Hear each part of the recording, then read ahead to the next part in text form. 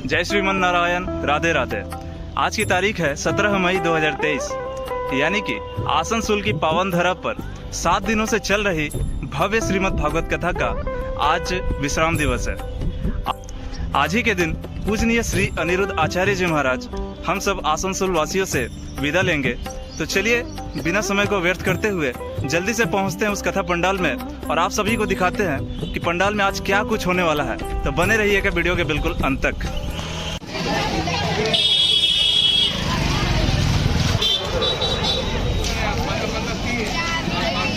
आज पूरा फोकस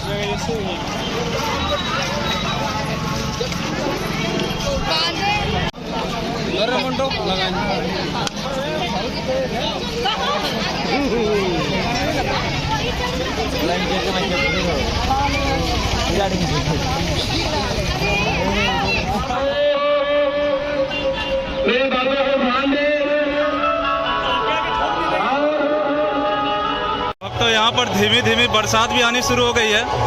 सभी भक्तजन देखिए हड़बड़ा कर उठना स्टार्ट हो गया है। भाई पानी बड़ा जोर से आ गया।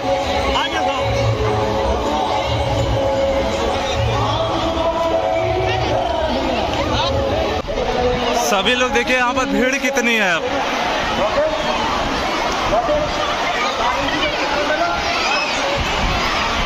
बहुत जोरों की बरसात आ चुकी है यहाँ पर। जय राधे राधे। दोस्तों आज भीग रहे हैं हम लोग। पैसा लगना लेके आ रहे हैं।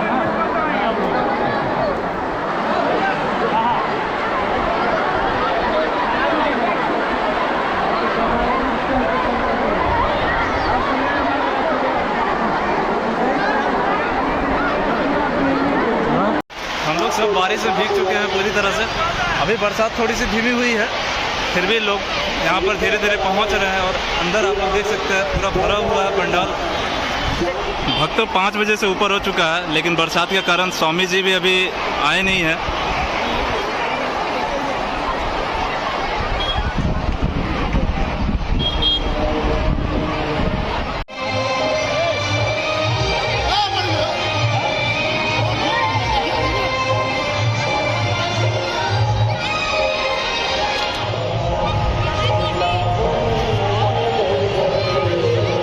यहाँ पर ड्रोन रेडी हो चुका है, यानी कि बाबा भी कुछ देर में पधारने ही वाले हैं।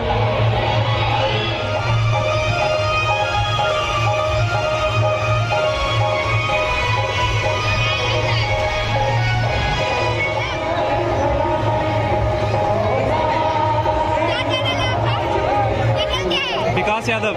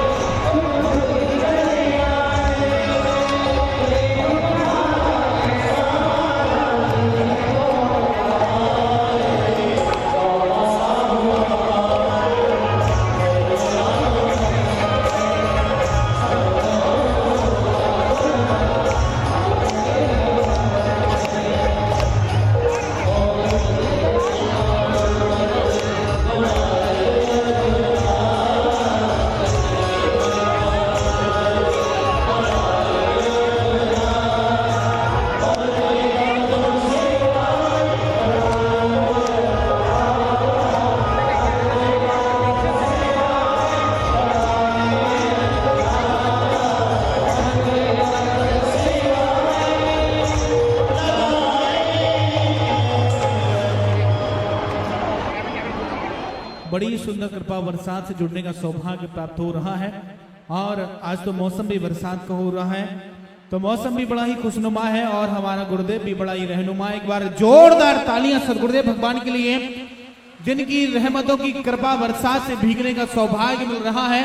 और ऊपर से ठाकुर जी इतने प्रसन्न हैं कि इन्होंने मौसम भी बड़ा ही खुशनुमा कर दिया और हल्की हल्की बारिश भी हो रही है। और ऐसे में कथा सुनने का माहौल भी कुछ अलग अंदाज में हो रहा है। कहते हैं कि एक ना एक समा अंधेरे में जलाए रखिए। क्या कीजिए? समा अंधेरे में जलाए रखिए। कि एक ना एक समा अंधेरे में जलाए रखिए, वक्त थोड़ा है, माहौल बनाए रखिए और न जाने किस गली से आ जाए मेरा सांवरा, इसलिए हर गली पर नजर जमाए रखिए। आज किसी भी गली से ठाकुर जी आ सकते हैं। आज कथा का विश्राम दिवस है, तो ध्यान रखेंगे, बड़ा ही सचेत रूप से आज यहाँ विराजमान रहेंगे। और याद रखें, जैसे तन से यहाँ बैठे हैं वैसे प्रयास ये रहे कि मन से भी वैसे ही यहाँ बैठे रहें। पूज्य सदगुरुदेव भगवान हमारे विराजमान हो चुके हैं और जिनका सानिध्य आए हो तो प्रेम से लो हरि का नाम, सब भक्तों को अनिरुद्ध की जय जय राधे श्याम। जय जय राधे श्याम, जय जय राधे श्याम, जय जय सीताराम। गोविंद चले आओ, गोपाल चले आओ।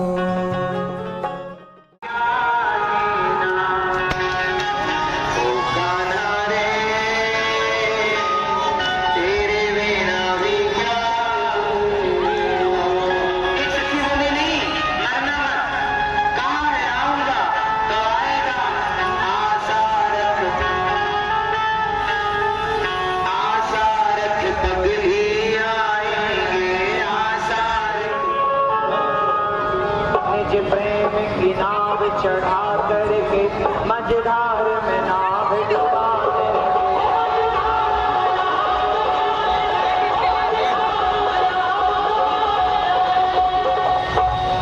बस कई बार हंसा करके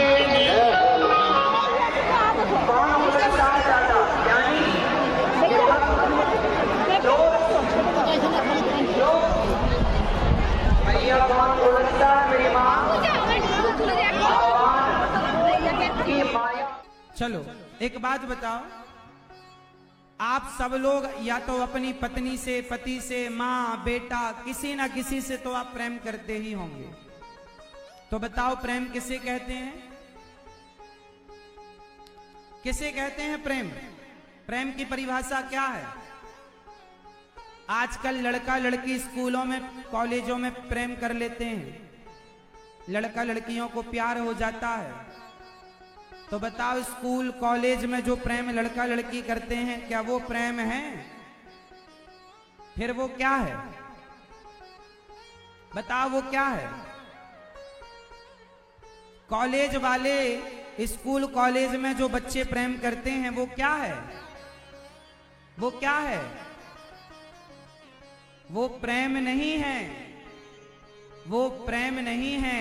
वो प्रेम की आड़ में वो बच्चे केवल अपनी विषय वासना को पूरा कर रहे हैं। वो वासना है। वो क्या है? वासना। प्रेम पूछ लो आप किसी से कि प्रेम की परिभाषा बताओ। जो लड़का लड़की कहते हैं ना, हम इस लड़के से बहुत प्यार करते हैं, हम इस लड़की से बहुत प्यार करते हैं, जो लोग कहते हैं कि हम इससे प्यार करते हैं, उनसे जरा पूछना कि प्यार करते तो हो, जरा प्यार की परिभाषा बताओ, प्रेम किसे कहते हैं? बताओ। पढ़े लिखे बच्चे जिनने डबल PhD कर रखी है उनसे भी पूछ लेना, वो भी ना बता पाएंगे। प्रेम करते हैं पर प्रेम की परिभाषा नहीं पता। करते हैं, आजकल के लड़का लड़की प्यार करते हैं, ये प्रेम नहीं, ये वासना है। इसलिए अपने बेटा और बेटियों को, आज के नौजवान बच्चों को मैं निवेदन करूं कि आप लोग इस वासना का शिकार ना हो जाना। ये प्यार नहीं है।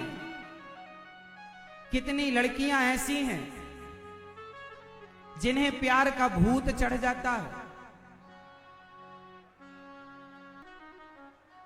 एक बात बताऊं मेरी बहनों, कोई लड़का आपसे कहे कि मैं तुमसे प्यार करता हूं तो मेरी बात समझ लेना, कोई भी लड़का तुमसे प्यार नहीं करता, तुम्हारे सुंदर शरीर से प्यार करता है। और शरीर की हवस पूरी जिस दिन हो जाएगी तो जैसे च्युइंगम को चबाकर थूक दिया जाता है, तुम्हें भी लोग यूज करके वैसे ही थूक करके चले जाएंगे।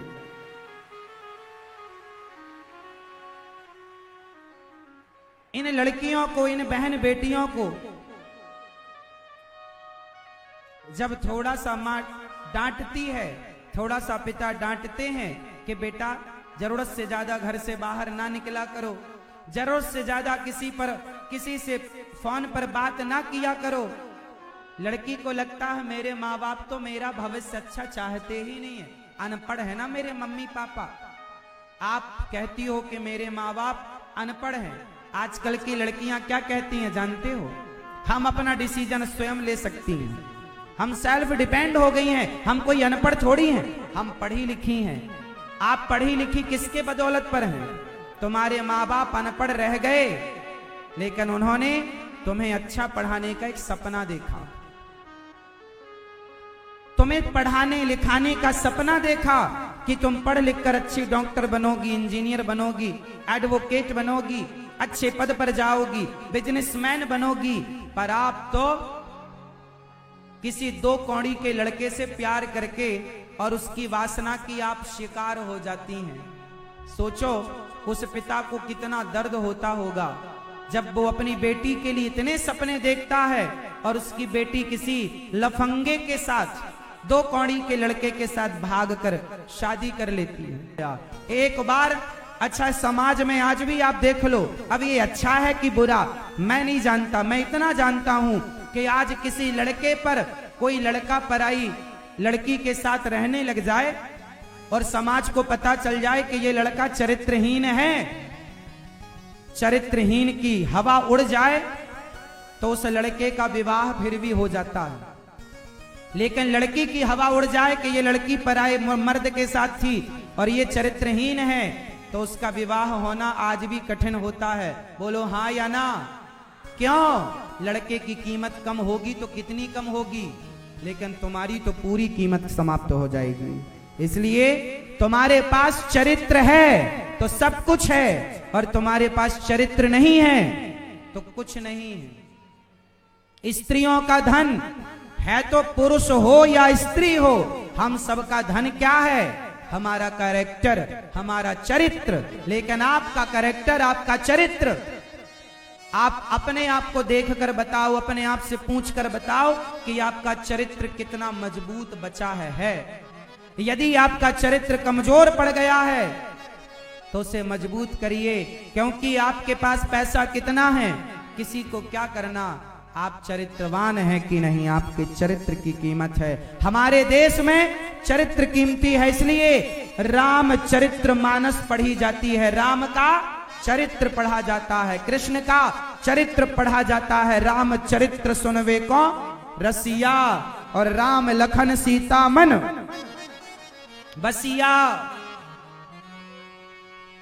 इसलिए मेरी माँ अपनी बहन बेटियों को समझाओ, ये प्यार का भूत तुम्हें चढ़ जाता है, फिर तुम किसी की नहीं सुनती हो, बाद में तुम्हें पश्चाताप करना पड़ेगा, और जब पश्चाताप करोगी ना तब तक बहुत देर हो चुकी होगी। इस कलयुग चल रहा है मेरी बहनों, किसी पर भरोसा नहीं कर सकते आप, किसी पर विश्वास नहीं कर सकते आप। कलयुग तो आज उल्टी गंगा बहा रहा है, माता पिता को बेटा ठोकर लगा रहा है। भारत की प्यारी बहना तुम सावधान रहना, भारत की प्यारी बहना तुम सावधान रहना, क्योंकि पापी भी हाथों अपने राखी बंधा रहा है। कलयुग तो आज उल्टी। सुनो, कोई आपको आई लव यू लिख के भेजे फेसबुक में, व्हाट्सएप में, तो आप ये लिख के भेजा करो कि अपनी माँ को, अपनी बहन को आई लव यू बोलो, है ना। हमें प्यार करने वाले हमारे माता पिता पर्याप्त हैं। हमें प्यार करने वाले हमारे माता पिता पर्याप्त हैं, जरूरत नहीं हमें किसी के प्यार की। कोई तुमसे प्यार क्यों करेगा? तुम्हारे शरीर से प्यार करता है कोई, अब मर्जी तुम्हारी।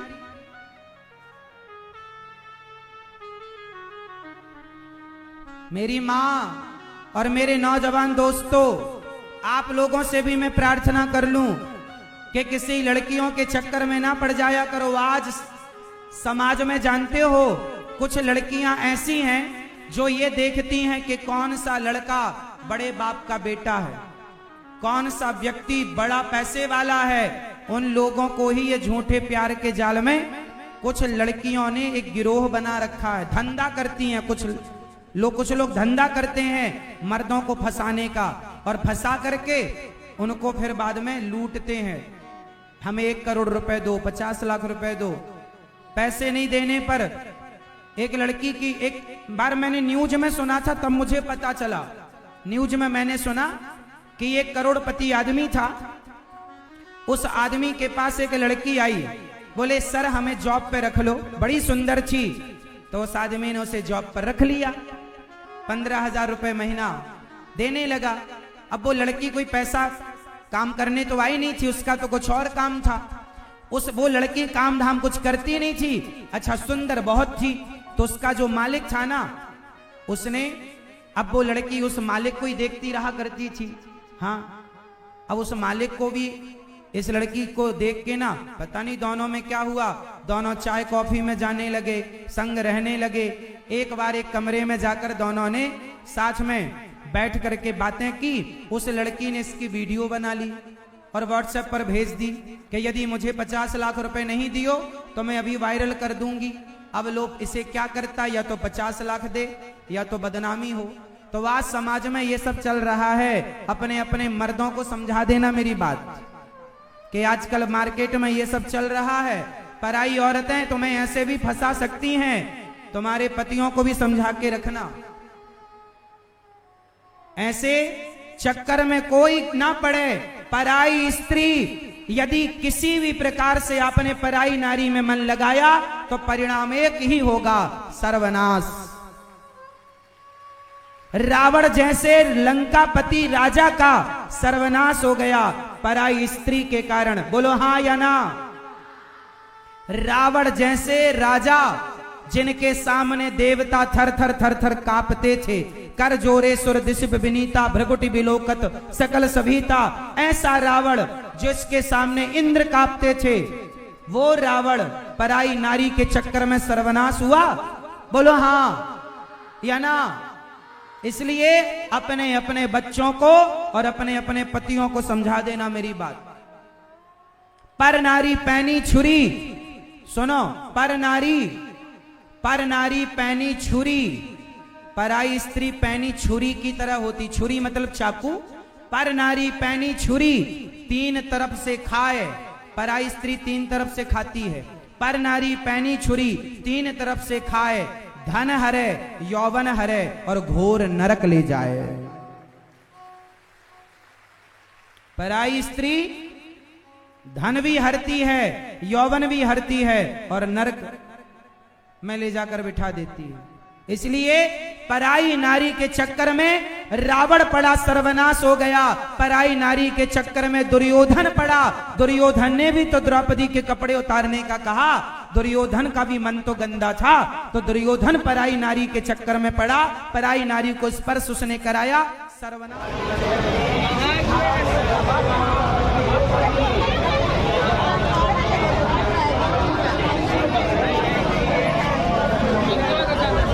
भक्तों, आज की इस वीडियो को बस यहीं पर विराम देते हैं, क्योंकि काफ़ी ज़्यादा भीड़ हो चुकी है। इसी वजह से हम लोग जल्दी निकल रहे हैं। तब तक आप लोग स्वस्थ रहें, सुरक्षित रहें। राधे राधे।